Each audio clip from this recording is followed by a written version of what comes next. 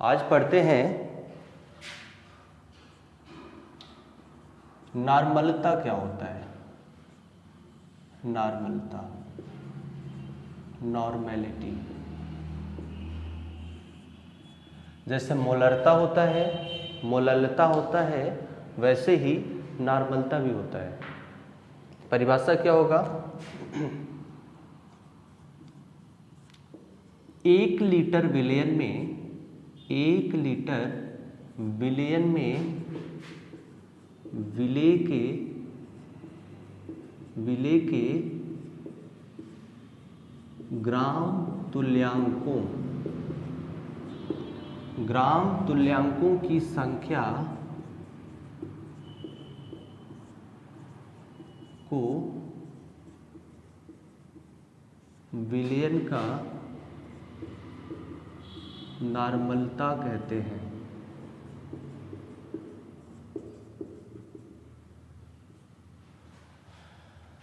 एक लीटर विलयन 1 लीटर हैगा और उसमें विलेय के ग्राम तुल्यांकों को लेना है। ग्राम तुल्यांक क्या होता है अभी देखते हैं क्या होता है। ग्राम तुल्यांकों की संख्या को विलयन का नॉर्मलता कहते हैं।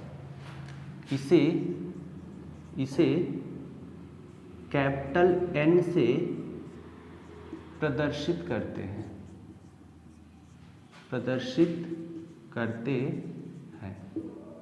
तो सूत्र क्या हो जाएगा? नॉर्मलता बराबर, नॉर्मलता कैपिटल N बराबर विलेय के ग्राम तुल्यांक बटा विलयन 1 लीटर या विलयन लीटर में रहे। ठीक है।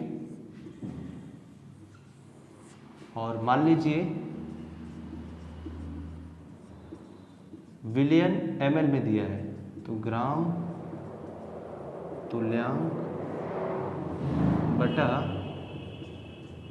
अगर आपने विलयन लिया है ml में लिया है तो फिर 1000 से गुणा करना होगा। 1000 से गुणा करना होगा। ठीक है। अब ग्राम तुल्यांक को समझ लेते हैं। ग्राम तुल्यांक क्या होता है, कैसे इसको निकालते हैं। ठीक है।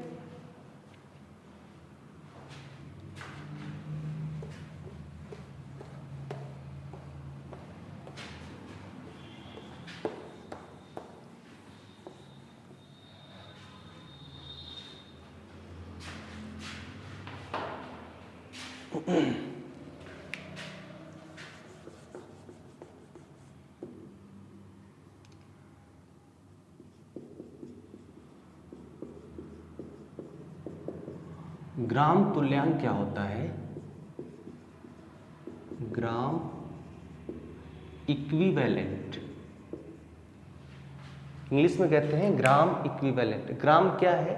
ग्राम में मात्रा को ही ग्राम कहा गया है। और तुल्यांक मतलब क्या है? उसके बराबर। जैसे देखा जाए, आपके पास 3 अम्ल हैं, एक HCl है, दूसरा H2SO4 है और तीसरा HNO3 या HNO3 मत लीजिए, H3PO4 ले लीजिए, H3PO4। ये तीनों अम्ल हैं। ठीक है। अगर आपसे बोला जाए तीनों का एक एक मोल ले लिया जाए, 1 मोल इसका, 1 मोल इसका और 1 मोल इसका। ठीक है। अमाउंट भी समान ले लिया जाए, 1 मोल रहेगा, चलिए 1 मोल से ही काम चल जाएगा। 1 मोल हमने ले लिया है। अब अगर आपसे बोला जाए ये HCl 1 मोल कितना देगा H+? एक ही देगा ना। और 1 मोल में कितने पार्टिकल्स होते हैं, कितने कण होते हैं? एवोगैड्रो नंबर के बराबर 6.023 × 10⁻23, यही होता है ना। तो 1 मोल में कितना H+ देगा? सिर्फ 1 ही देगा। यहाँ से 1 देगा, लेकिन टोटल देखेंगे 1 मोल में तो इतना हो जाएगा। और ये 1 मिलकर कितना देगा? ये 1 मिलकर 2 देगा। जैसे अगर इसका आयोनाइजेशन करें तो H2SO4 जब टूटेगा तो 2H प्लस मिलकर ये 2H प्लस देगा और SO4 2 माइनस, और ये जब आयोनाइज होगा तो HCl देगा, आयनन होगा इसका तो H प्लस और Cl माइनस। अभी आपने देखा है कि अगर आप 1 मोल ले रहे हैं तो आपको 6.023 गुणे 10 के घाते 23 HCl के कण मिलेंगे, ठीक है। और एक कण टूटेगा तो 1 H प्लस देगा। तो यहाँ से ये क्लियर हुआ कि 1 मोल अगर आप HCl ले रहे हैं तो इतने ही ये कण रहेंगे, इतने ही ये कण रहेंगे, ठीक है। और दोनों मिलेंगे तो कुल कणों की संख्या इतना रहेगा। ऐसे ही अगर 1 मोल अगर आप H2SO4 ले रहे हैं तो कुल मिलाकर कण इतने ही रहेंगे, एवोगैड्रो नंबर के बराबर रहेगा, ठीक है। H2SO4 टोटल इतने के बराबर रहेगा, और एक H2SO4 टूटेगा, एक H2 देखो यहाँ पर 1 लिखा है, एक H2SO4 टूटेगा तो 2H प्लस और SO4 2 माइनस देगा। तो ये कितना मिला आपको? 2 लिखा है, ये 2 मिला है और ये 1 मिला है, ठीक है। अब दोनों को कंपेयर करिए, HCl को भी कंपेयर करिए, इसको भी कंपेयर करिए। 1 मोल HCl से आपको एक मान लेते हैं अगर 1 H प्लस मिल रहा है, या 1 HCl से आपको 1 H प्लस मिल रहा है तो 1 H2SO4 से 2 H प्लस मिल रहा है। और कोई भी अम्ल जितना H प्लस देगा उतना ही पावरफुल होता है। इसका मतलब है कि H2SO4 HCl की तुलना में 2 गुना ताकतवर है, 2 गुना H प्लस दे रहा है। जो काम ये 1 कर रहा है वो इसका आधा ही करेगा। इसको इसके बराबर होने के लिए ये 2 गुना होना पड़ेगा। इसी को कहते हैं तुल्यांक, इक्विवेलेंट। इसे इसके बराबर होने के लिए 2 गुना होना पड़ेगा, क्योंकि ये 1 H प्लस दे रहा है और ये 1 2 H प्लस दे रहा है, इसलिए ये 2 गुना हो गया, ठीक है। तो अगर इसका 1 मोल आप ले रहे हैं तो इसका 0.5 मोल अगर आप ले लेंगे तो ये दोनों आपस में बराबर हो जाएंगे। जितना H प्लस इसके पास रहेगा उतना ही H प्लस इसके पास रहेगा। समझ में आया? आपको सिर्फ नंबर ऑफ H प्लस जो जितना ज़्यादा देगा उतना ही पावरफुल होगा।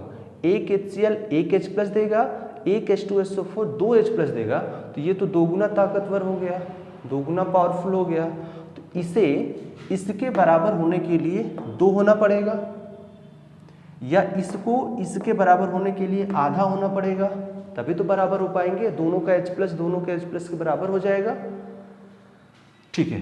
तीसरा देखते हैं H3PO4 में। ये अगर 1 टूटेगा तो कितना देगा? 3 H प्लस देगा और PO4 प्लस PO4 3 माइनस, ठीक है। यानी ये एक 3 दे रहा है, ये 1 2 दे रहा है और ये 1 दे रहा है। समझ में आया? 1 दे रहा है, ये 1 2 दे रहा है, ये 1 3 दे रहा है। यानी ये 3 गुना पावरफुल है इसके तुलना में, ये 2 गुना पावरफुल है इसके तुलना में। तो बराबर करने के लिए इसको आधा लेना पड़ेगा और इसको 1/3 लेना पड़ेगा, तो तीनों के H प्लस बराबर हो जाएंगे, इसके H प्लस, इसका H प्लस, इसका H प्लस, ठीक है।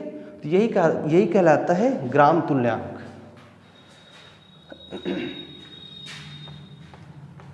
बराबर करने के लिए आपको कितना H प्लस दे रहा है उसको बराबर कर लीजिए। जैसे देखिए, ग्राम तुल्यांक अगर आपको निकालना है किसी अम्ल का, किसी एसिड का अगर आप निकाल रहे हैं तो सूत्र होता है उसका अणुभार ले लीजिए, मॉलिक्यूलर मास, और उसमें भाग दे दीजिए H प्लस की संख्या से। अम्ल है तो H प्लस की संख्या रहेगा, ठीक है। अगर कोई क्षार है, बेस है, अगर कोई क्षारक कर लीजिए, उसका अणुभार ले लीजिए और उसमें भाग देना है आपको OH माइनस की संख्या से, OH माइनस की संख्या से,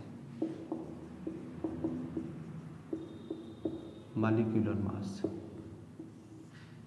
ठीक है। अगर कोई आक्सीकारक है, आक्सीकारक है, ऑक्सीडाइजिंग एजेंट, इसका अगर आपको निकालना है तो अणुभार ले लीजिए बटे ऑक्सीकरण संख्या में, ऑक्सीकरण संख्या में परिवर्तन, ऑक्सीकरण संख्या में परिवर्तन। कोई ऑक्सीकारक है तो, और अगर अपचायक है तो अपचायक के लिए भी रिड्यूसिंग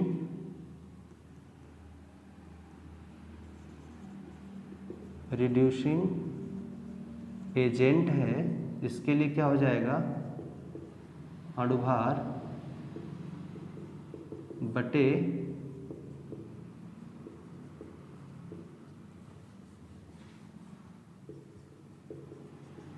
ऑक्सीकरण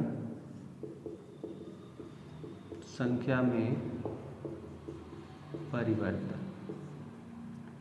ये हो जाएगा किसी अपचायक के लिए। अगर कोई आयन है,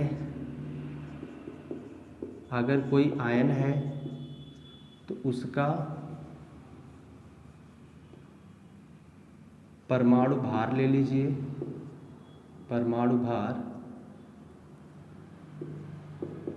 परमाणु भार या फिर उसका आयनिक भार, या फिर आयनिक भार, अगर आयन है तो आयनिक ही लेंगे।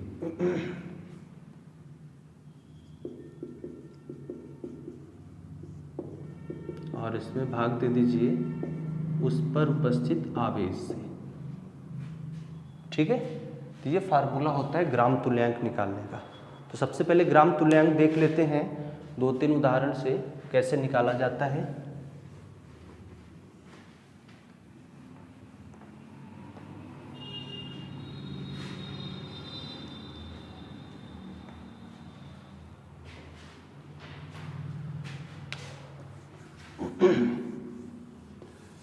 जैसे अगर आपसे कहा जाए 49 ग्राम H2SO4 के ग्राम तुल्यांक। देखिए ग्राम तुल्यांक आपसे एग्जाम में पूछेगा नहीं, ग्राम तुल्यांक बताइए इसमें कितना होगा, आपसे नॉर्मलता पूछेगा। तो नॉर्मलता निकालने के लिए आपको ग्राम तुल्यांक निकालना पड़ेगा। ठीक है। कैपिटल ई से प्रदर्शित करते हैं ग्राम इक्विवेलेंट को, ग्राम तुल्यांक को। तो ई बराबर कितना हो जाएगा, ई बराबर क्या होगा, अणुभार बटे H2SO4 अम्ल है तो H+ की संख्या रहेगा, H+ की संख्या। ठीक है। H2SO4 का अणुभार कितना होता है, 98 होता है, 98 होता है। और H+ की संख्या कितना है, 2 है, ये कितना हो गया 49। इसी को कहते हैं तुल्यांकी भार, तुल्यांकी भार। 49 ग्राम के ग्राम तुल्यांक कितने हो जाएंगे, 1 हो जाएगा, 1 हो जाएगा ना। 49 ग्राम में है, तुल्यांकी भार भी 49 है, अगर आप भाग दे देंगे तो 1 आएगा। तो 49 ग्राम H2SO4 के 1 ग्राम तुल्यांक हो जाएगा। ठीक है। ऐसे ही अगर आपसे बोला जाए 36 ग्राम HCl में बताइए, तो क्या करेंगे, HCl का अणुभार ले लीजिए, कितना होता है, हाइड्रोजन का 1 होगा, क्लोरीन का 35.5 होता है, 35 ले लीजिए तो 36 हो जाएगा। H प्लस कितना है, 1 है, 1 से भाग दीजिए तो 36 ही आएगा, और ये 36 ग्राम को फिर 36 से भाग देंगे तो 1 ही आएगा। तो इसका मतलब है कि 49 ग्राम H2SO4 में 1 ग्राम इक्विवेलेंट है और 36 ग्राम HCl में भी 1 ग्राम इक्विवेलेंट है। अब ये दोनों आपस में H प्लस की संख्या के आधार पर बराबर होंगे। जितना पावरफुल ये अम्ल होगा उतना ही पावरफुल ये होगा। ठीक है, आप देख रहे हैं कि यहाँ पर जो H2SO4 का अणुभार है उसका आधा लेना पड़ रहा है अब, लेकिन इसका जो अणुभार है वो पूरा पूरा लेना पड़ रहा है। ये आधा क्यों लेना पड़ रहा है, क्योंकि एक 2H प्लस दे रहा है, इसलिए इसको आधा ले लेंगे। तो जब ये दोगुना निकालेगा तो इसके बराबर हो जाएगा, इसके बराबर हो जाएगा। ठीक है,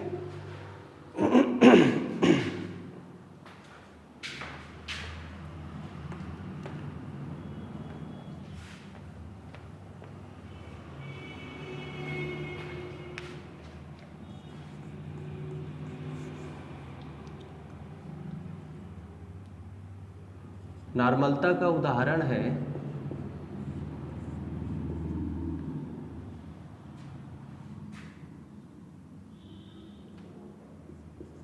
एक 196 ग्राम H2SO4 को 200 ml जल में मिलाया गया। विलयन के नॉर्मलता की गणना कीजिए।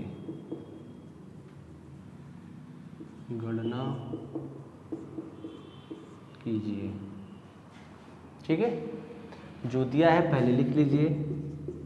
H2SO4 कितना है, 196 ग्राम है, और ये विलेय है। अणुभार कितना होता है, 98 होता है। तुल्यांकी भार कितना होगा,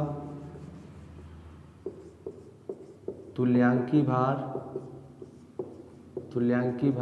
98/2। ये 2 क्या है, H प्लस की संख्या, क्योंकि ये अम्ल है तो 49 हो जाएगा। और H2O कितना दिया है,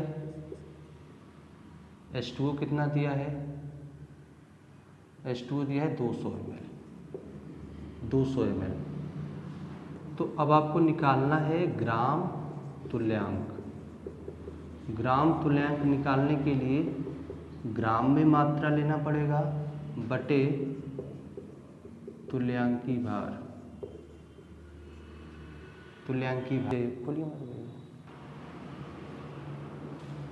ग्राम तुल्यांक कितना हो जाएगा, ग्राम में मात्रा कितना है, 196 ग्राम, 196। तुल्यांक की भार कितना है, 49। यानी ग्राम में मात्रा को अगर आप तुल्यांकी भार से भाग दे देंगे तो ग्राम तुल्यांक मिलेगा आपको। ग्राम ये इस ग्राम को बता रहा है, और तुल्यांकी भार से भाग दे दीजिए, कितना आएगा, आप भाग देंगे तो 4 आएगा।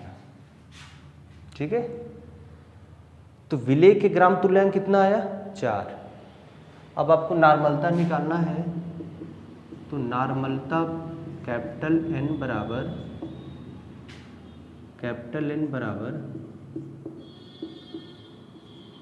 विलेय के ग्राम तुल्यांक बटा, और विलयन कितना होना चाहिए, ml में दिया है तो आप 1000 से गुणा कर दीजिए। क्वेश्चन में ml में दिया है, फार्मूले में वैल्यू रख दीजिए। फार्मूले में वैल्यू रखिए तो नॉर्मलता बराबर क्या हो जाएगा, विलेय के ग्राम तुल्यांक कितना है, ग्राम तुल्यांक मतलब ग्राम में मात्रा रहेगा और इसके तुल्यांकी भार से भाग दे दीजिए। तुल्यांकी भार क्या है, अभी निकालना बताया गया था कि अणुभार में अम्ल है तो H प्लस की संख्या से भाग, H प्लस की संख्या से, हाइड्रोजन से नहीं। ठीक है, और क्षार है तो OH माइनस की संख्या से, आक्सीकारक अपचायक है तो उसकी आक्सीकरण संख्या में जो परिवर्तन होता है उससे भाग दीजिए, कोई आयन है तो आवेश से भाग दीजिए, ठीक है।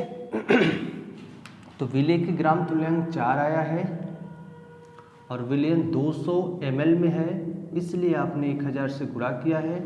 ये इससे कट जाएगा, ये 2 आएगा, 2 का इसमें गुणा करेंगे तो 20 आएगा और ये कैपिटल N होगा या फिर ग्राम तुल्यांक प्रति लीटर। इस कैपिटल N को पढ़ते हैं नॉर्मल, नॉर्मलता से नॉर्मल होता है, मोलरता से मोलर होता है, मोललता से मोलल होता है, तो 20 नॉर्मल होगा ये विलयन की सांद्रता। इसका मतलब है कि 196 ग्राम H2SO4 को अगर आप 200 ml जल में मिलाते हैं तो विलयन की नॉर्मलता 20 नॉर्मल होगी, ठीक है, 20 नॉर्मल होगी। तो मोलरता, मोललता, नॉर्मलता, मोल प्रभाज, प्रतिशत सांद्रता, ग्राम प्रति लीटर सांद्रता, ये सब आप समझ गए हैं, ठीक है। आप जानते हैं कि अब इसके आगे वाले वीडियो में जानेंगे नॉर्मलता मोलरता में क्या रिलेशन है, मोलरता मोललता में क्या रिलेशन है, इसके बारे में जानेंगे। या इससे रिलेटेड एक क्वेश्चन और देख लेते हैं एक छोटा सा क्वेश्चन देख लेते हैं और समझ में आ जाएगा।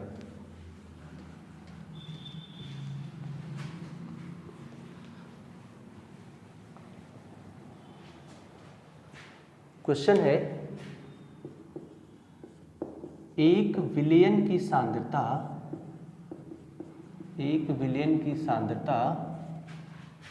0.4 नॉर्मल है, ठीक है। विलयन में विलेय की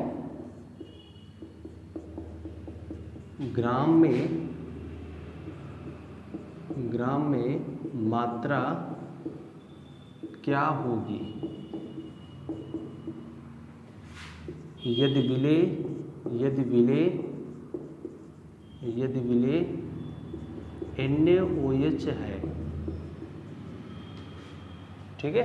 देखिए इस बार विलयन की सांद्रता दिया हुआ है 0.4 नॉर्मल और आपसे क्या पूछ रहा है, विलेय की ग्राम में मात्रा पूछ रहा है।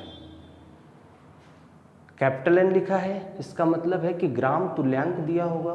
विलेय की ग्राम तुल्यांकों की संख्या 1 लीटर विलयन में विलयन की नॉर्मलता कहलाता है।